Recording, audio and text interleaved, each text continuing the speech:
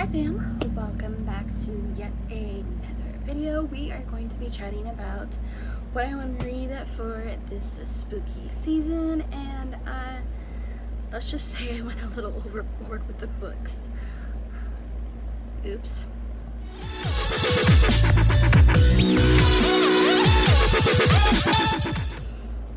Hello, welcome back to my channel fam.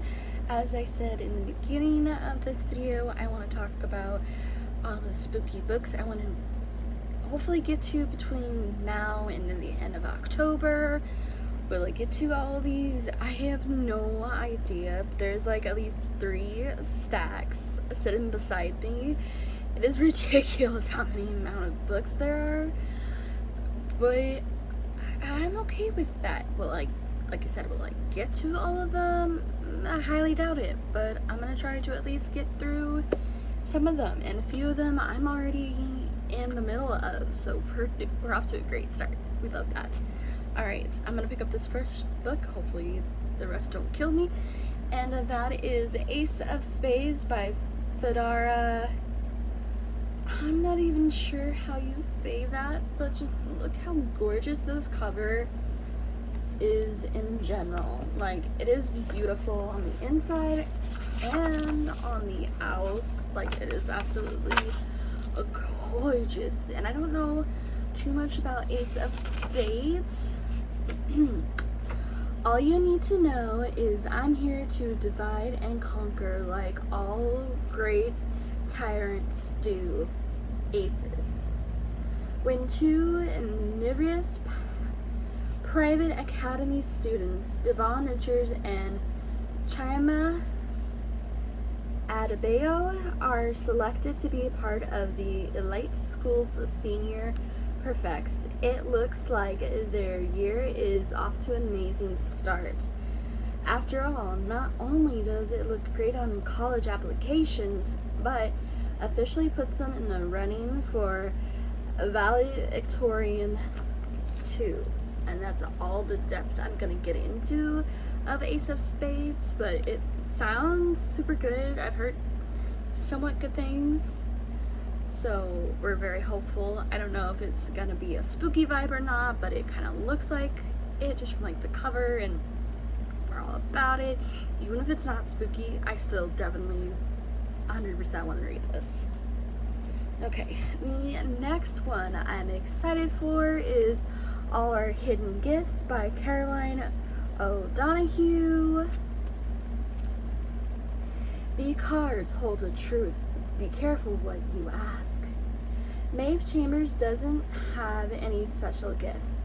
That is, until she finds a dusty old pack of tarot cards and starts giving uncannily accurate readings to everyone around her. But when she reads for her ex-boyfriend, Lily, a strange card appears in the deck and everything goes wrong. Lily doesn't come to school the next day or the next, and Maeve knows she's been taken somewhere the police will never find her. Only the cards and something older, something even more powerful, can bring her back. Oh, that sounds amazing. And again, I just love this cover as well. And I like all things witchy and like the tarot cards. Like, I don't know any of all the meanings to them, but it's fun reading about them and getting to know them. But there's that, so yes. Alright, this next book I found is You're So Dead by Ash Parsons. I've never quite heard of this before, but it's definitely one of those weird books. So, let me give you a description on what it's about. Plum Winter has always come in second to her sister, the unbelievable, cool, famous influencer Peach Winter. And when Peach is invited to all-expense paid trip to a luxurious art and music festival for influencers on a private island in the Caribbean, Plum decides it's finally her time to shine. So she intercepts the invite and she asks her 2 best friends, Sophia and Marlo, to come along to the fest with her. It'll be a spring break they'll never forget. But when Plum and her friends get to the island, it's not anything like it seemed in the invite. The island is run down, creepy, and there doesn't even seem to be a festival. It's just 7 other quasi celebrities and influencers, and none of the glitz of the glamour she expected. Then people start to die. Clem and her friends soon realize that someone has lured each of them to the festival to kill them. Someone has vendetta against every person on the island, and no one is supposed to leave alive. So together, Plum, Sophia, and Marlo will do whatever it takes to unravel the mystery of the killer and fight to save themselves and as many influencers as they can before it's too late. That sounds super good. Can we focus? There we go. Alright, the next one I don't really know much about either. I haven't really heard about it. But I love the edges of it, and it reminds me of like Red Riding Hood vibes, just because of the cover on the book. And it's For the Wolf by Hannah Whitten, and it's this. Like, doesn't that get you like Red Riding Hood vibes? The first daughter is for the throne. The second daughter is for the wolf. And that's all I want to know about it. And just like, as like anything, like with wolves, bats, vampires, skulls, witches, magic, all of that screams Halloween to me. It just really does. Alright, the next one I'm really excited about. I don't know much about this one either. I don't know much about all of them, but they're really exciting, so yes. And that is Witches of Steeped in Gold by Sinan Smart.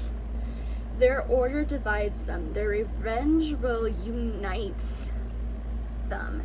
Enemies bent on revenge, an unlikely alliance. One witch left standing. And that's all I want to know about this one as well. And it's also been floating around too, so I'm definitely excited. Ooh, look at that spine though. Look at it. Ooh. Oh, I heard we like this. We may never know. Okay, moving on. This one I've heard a little bit about and is written by several different authors. And it's a classic tales of brand new nightmares. It is the Slasher Girls and Monster Boys. Like I said, it's told by several different authors. And ooh, and even Jay Kristoff is in this one. Daniel Page, Mary Lou, Lee Bardugo, there's another popular one, Kendra Blake. A powerhouse, an anthology featuring some of the best thriller and horror writers around. Like I'm excited to read all of the stories and see what I think. Just yes, please. Alright, so this next one I'm a little scared for. I'm not gonna lie. It's a completely different way of the book. And some people say it's supposed to be really scary and just like the way it's written. It's like a different kind of like format. So we'll give it a try and see how well I can get through it and like see if I can find like the music and stuff you're supposed to for it. I don't know. I'm just like, I'm really nervous about it, but I also want to try it and see how far I will get into it. But that is The House of Leaves by Mark C. Daniel Skwisky, I think. But yes, like I said, this one's like a hard one to get into, but it's also supposed to be one of the scariest books out there. We'll see when we get to it. It just says funny, moving, sexy, beautiful, told, an elaborate engagement with the shape and meaning of a narrative. So we'll see when the time comes. Like I said, it's a little intimidating, but it looks like it might be good. We hope. We shall see. Alright, the next one I've had it for a while, like I tried it and then like I set it down, and now I'm gonna re-pick it back up again because it is a group book for a readathon I want to read it for. I'm not saying which readathon or when. That is the Devouring Gray by Christine Lynn Herman, and I don't know too much about this one. It's just branches and stones, daggers and bones, they locks the beast away. Like, I know it's like some kind of competition, and there's a new girl in town, and it goes through 3 different perspectives, and that's all I really know about the Devouring Gray, so we'll keep it at bay with that. So if I really get into this one, I can jump right into the next one, which is the Deck of Omens. So I got 1 and 2, if we really like it, which we hope we do. Okay, the next one I've had for a little while as well is Wicked As You Wish by Rin Trupio. She is the author of The Bone Witch, and I love the Bone Witch series. I just need to read, I think, the 3rd book in that series. But this one, I don't know much about it either, but first, do no harm.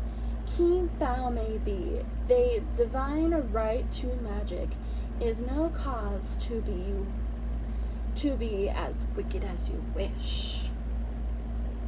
That just sounds exciting and kind of, honestly, I'm not gonna lie, it reminds me a little bit of Hocus Pocus. There's not line there. Maybe not to everyone, but you know, to me it just is amazing. Alright, this next one I've heard some mixed reviews on, I believe, about this one, and that is Eliza and Her Monsters by Francesca Sapepi. And the only thing I know about this is that her story is a phenomenon. Her life is a disaster. In the real world, Eliza Merck is shy, weird, and friendless. Online, she's a Lady Constellation, the anonymous creator of the wildly popular webcomic Monstrous Sea. Eliza can't imagine enjoying the real world as much as she loves the online one, and she has no desire to try. Then Wallace Warland, a Monstrous Sea's biggest fanfiction writer, transfers to her school. Wallace thinks Eliza is just another fan, and as he draws her out of her shell, she begins to wonder if her life offline might be worthwhile. But when Eliza's secret is accidentally shared with the world, everything she's built, her story, her relationship with Wallace, and her insanity begins to fall apart. As I about dropped a book. But that also sounds really good, and I've also had this for a while, and it's just time that I need to get through all these books to see if it's worthwhile to reread them again, and that's what I'm hoping for. This next one, you can see I've definitely been into it because there's a lot of tabs, of course.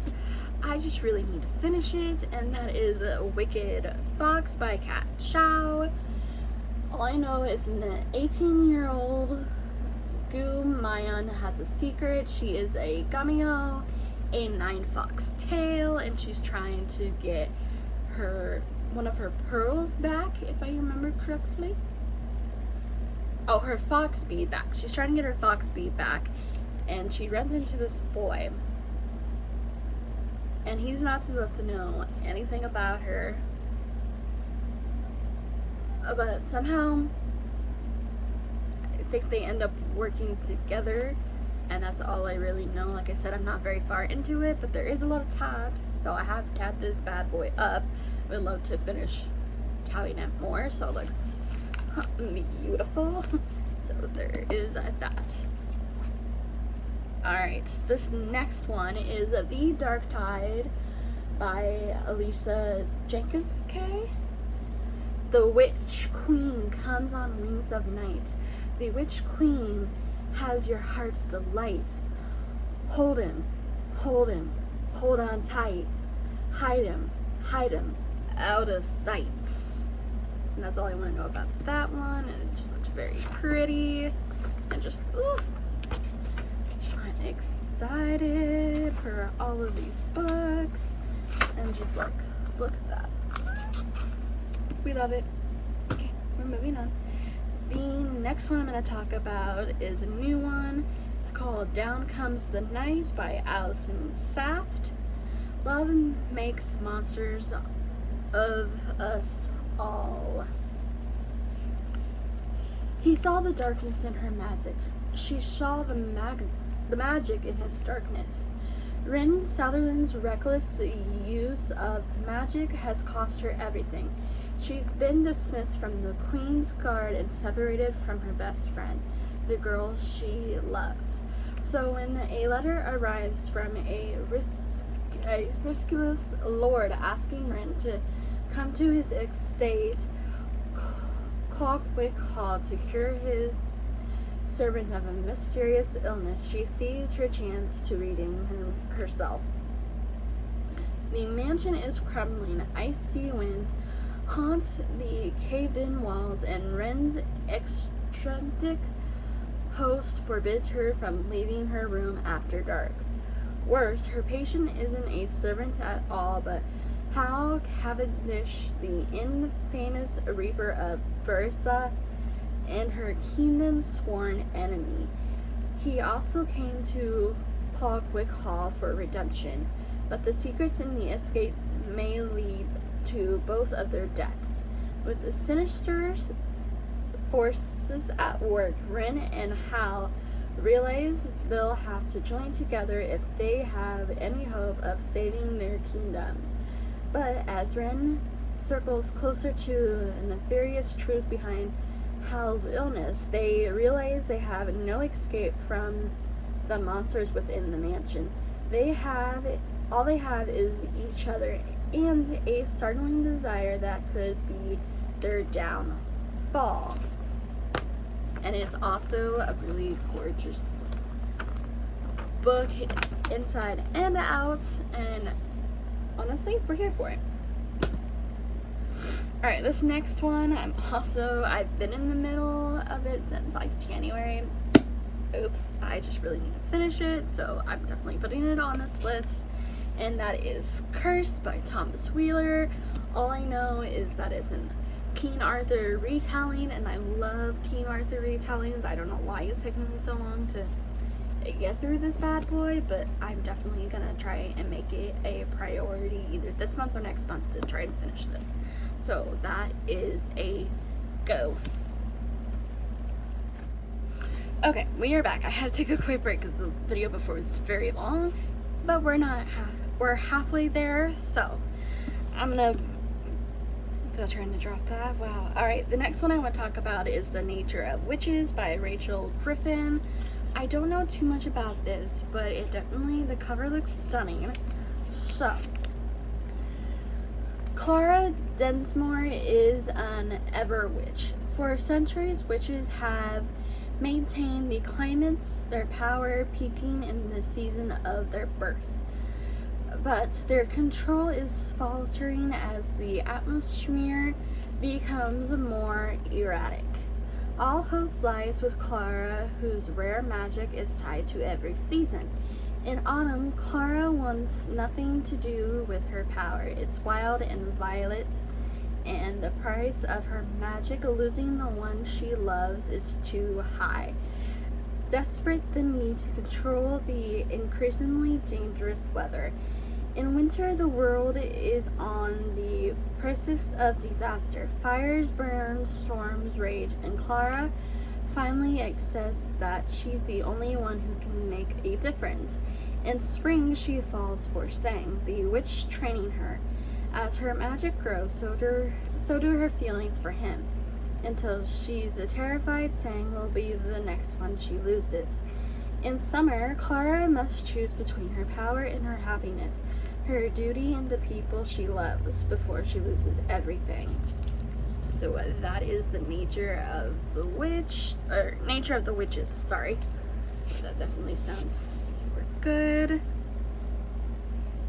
And then the next one I have is The Witch's Heart by Guinevere Gornichi.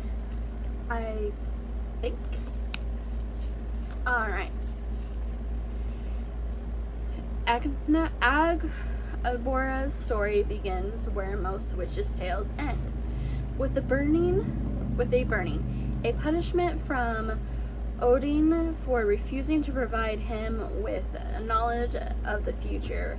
The fire leaves Agbor injured and powerless. She flees to the farthest reaches of the remote forest.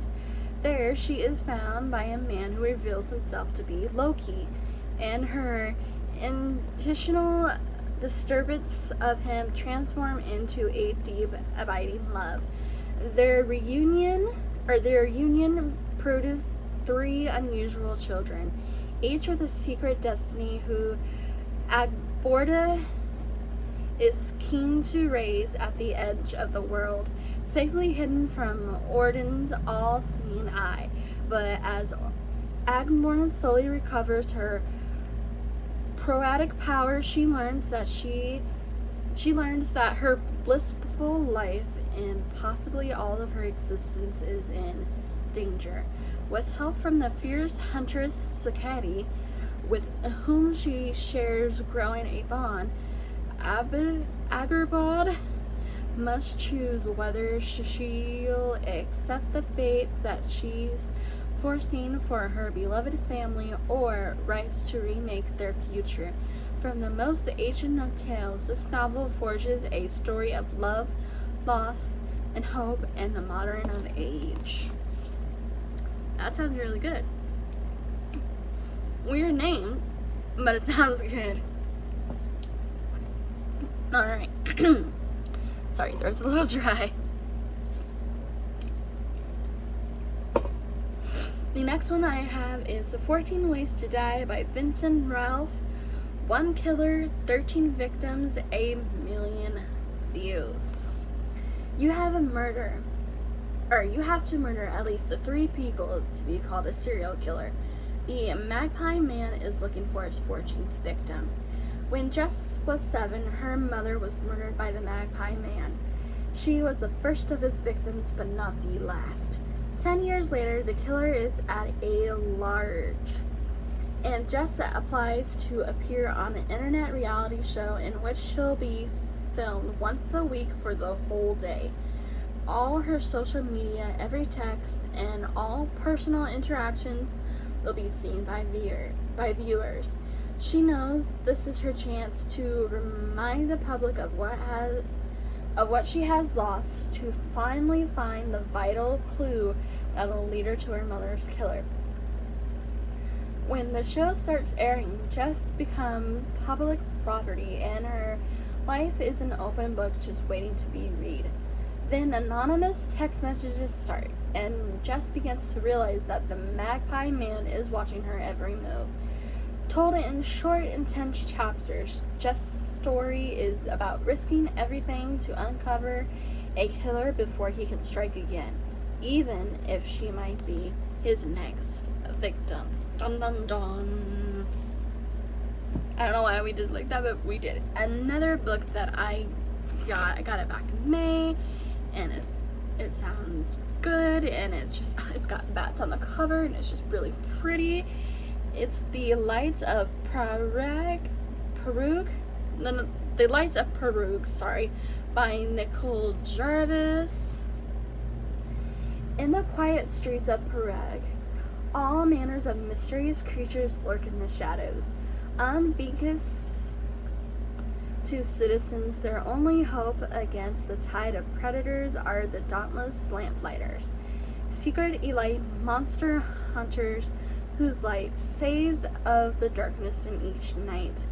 Demok Meskaya leads a life teeming with fraught encounters with the worst kind of evil.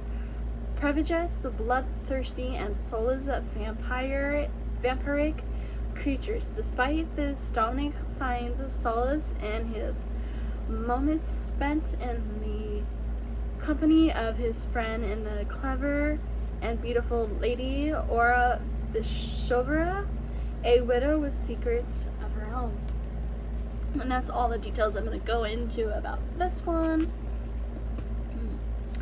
The next one I have is Sweet and Bitter Magic by Adrian Tooley. The salt was dull on Tamison's tongue. The mild spice had meant something to her once, had made a difference when sprinkled with a deft hand on her boiled eggs or her smoked fish.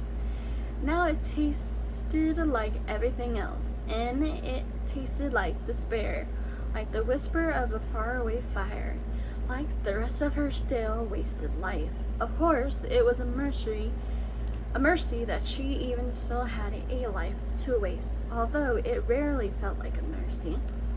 But that was probably because the coven made it so she could not feel at all.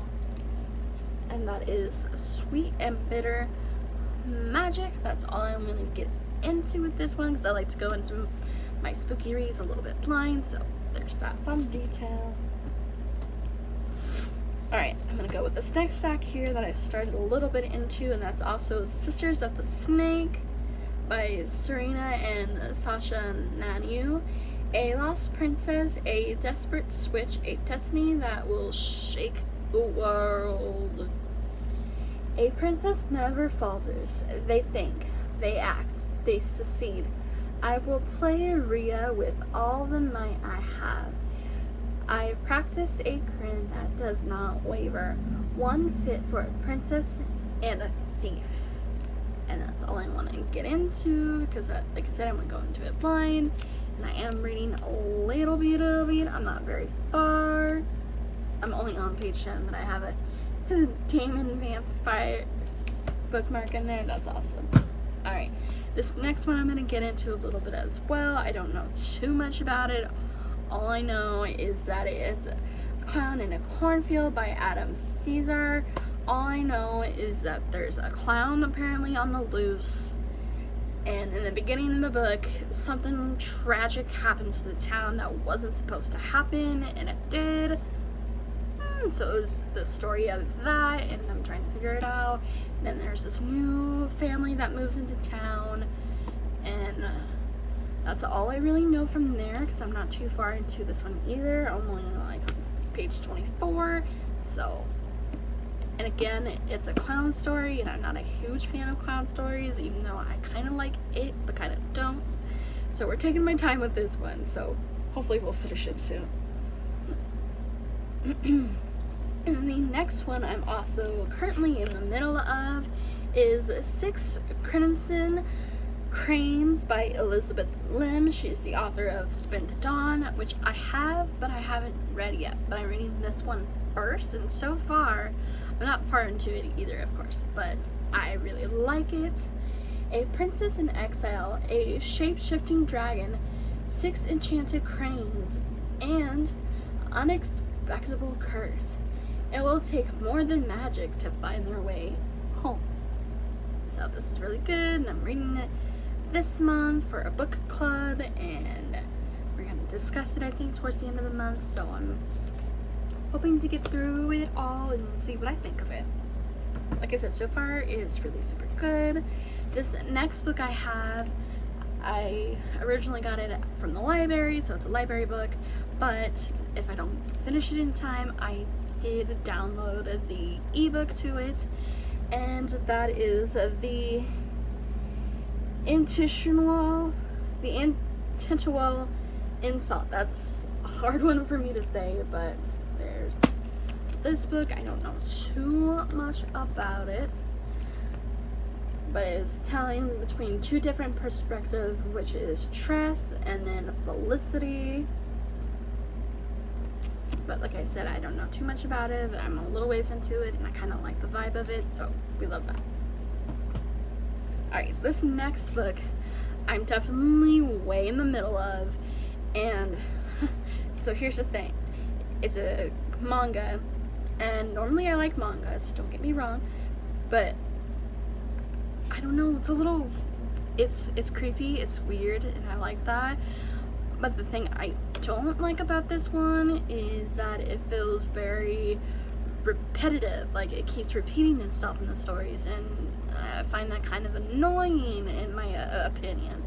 but that one is Tomi by Jinju Ito. And like I said, it's just basically, I'm like halfway through the book. I'm in the 400 section, so I'm definitely halfway through. But all you need to know is that her name is Tomi, and whenever someone tries to kill her, she always ends up coming back to life, and it's just, that's all I need to say with this one, really. We'll either finish it or we won't. Or it could be the least book I'm excited for all year.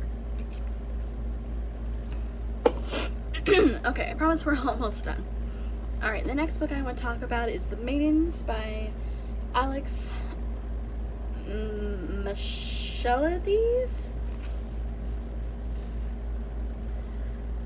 Edward Fossa is a murderer.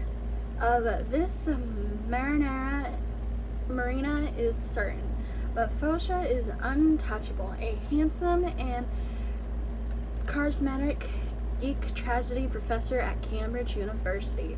Fossa is adored by staff and students alike, particularly by the members of the secret society of female students known as the Maidens. Marina Andros is a brilliant but troubled group therapist who becomes fixated on the Maidens when one member, a friend of Marina's niece Zoe, is found murdered in Cambridge. Marina, who was once herself a student at the university, quickly suspects that behind the idyllic beauty of the spires and turrets and beneath the ancient traditions lies something sinister, and she becomes convinced that despite his alibi, Edward Fossa is guilty of the murder. But why would the professor target one of his students?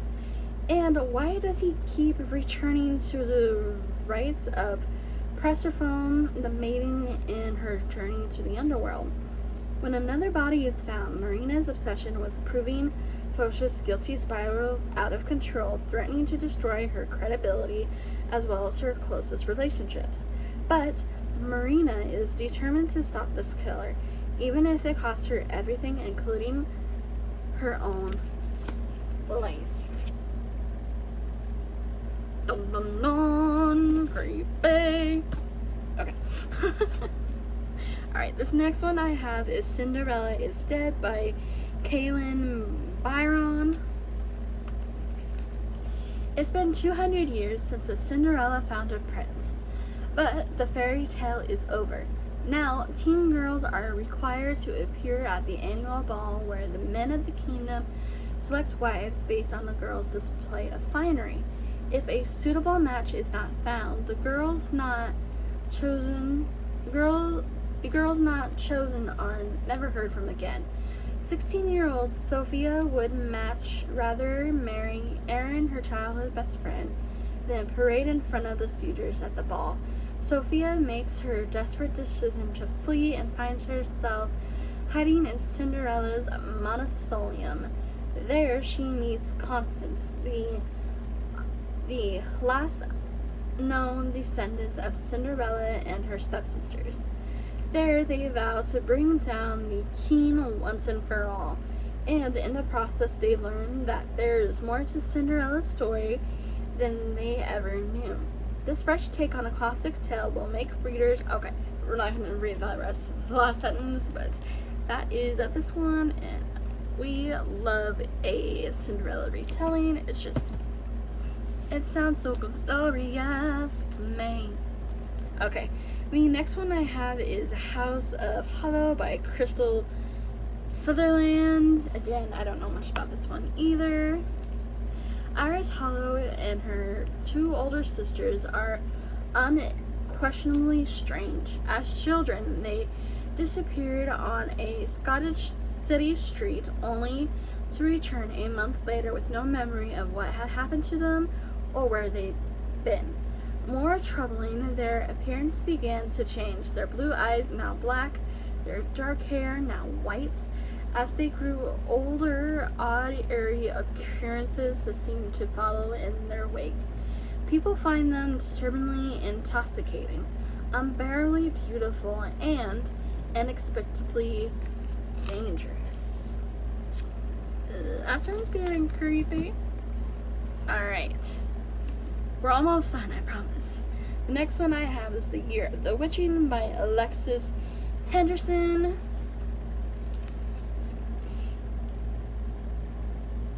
I think my Alexa went off.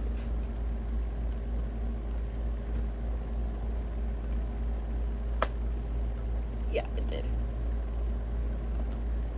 That was funny. Okay, a young woman living in a rigid, puritanical society discovers dark powers within herself in this stunning feminist fantasy duet. In the lands of Brethel, where the prophecy's word is law, Emmanuel Memori's very existence is blasphemy. Her mother's union with an outsider of a different race cast her once proud family into disgrace. So, Emmanuel does her best to worship the Father, follow holy protocol, and lead a life of submission, devotion, and absolute comforting like all the other women in the settlement. But a mishap lures her into the forbidden dark woods surrounding Bethel, where the first prophecy once chased and killed 4 powerful witches. Their spirits are still lurking there, and they bestowed a gift on Emmanuel, the journal of her dead mother, who Emmanuel is shocked to learn once sought sanctuary in the wood. Fascinated by the secrets in the diary, Emmanuel finds herself struggling to understand how her mother could have consorted with the witches. But when she begins to learn grim truths about the church and its history, she realizes that the true threat is to betroth its own darkness, and she starts to understand that if the betrothal is to change, it must begin with her. And that is The Year of the Witching. Alright. 1, 2, 3, 4 more books, and then we're done. Hopefully, she says. The next one I have is A Secret History of Witches by Louisa Morgan.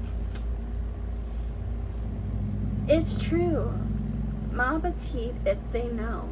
If they discover what we are, they will try to kill us.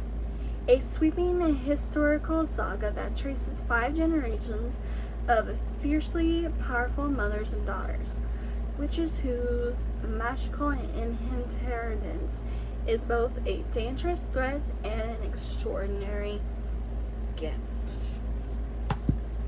See, we're flying through these now. Alright, the next one I have is Survive the Night by Riley Sager.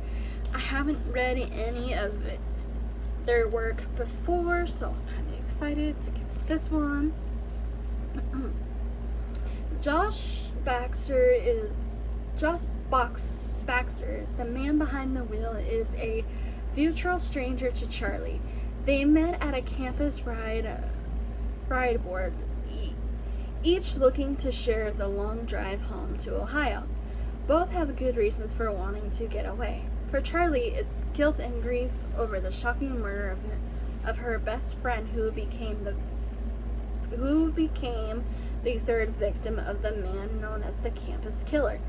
For Josh, it's to help care for his sick father, or so he says. The longer she sits in the passenger seat, the more Charlie notices there's something suspicious about Josh. From the holes in his story about his father to how he doesn't want her to see the inside of the trunk.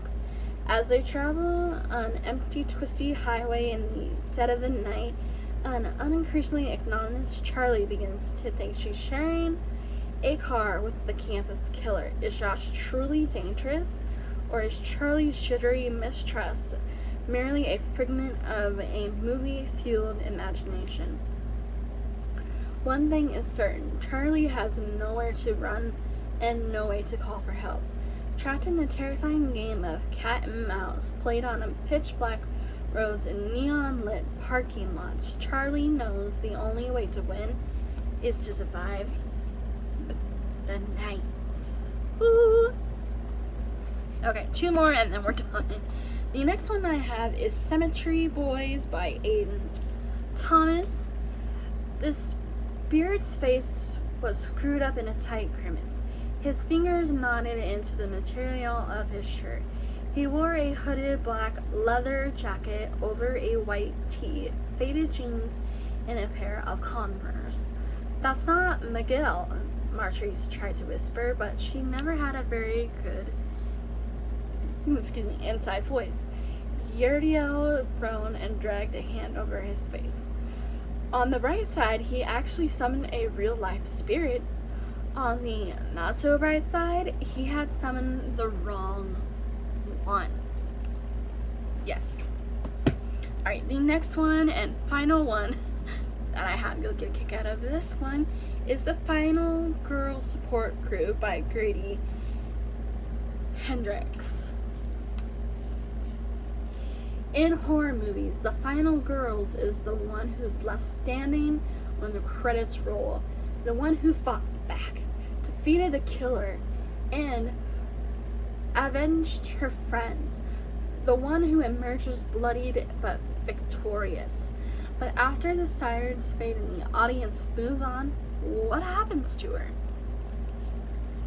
Lynette Tarkington is a real-life final girl who survived a massacre 22 years ago, and it has defined every day of her life since.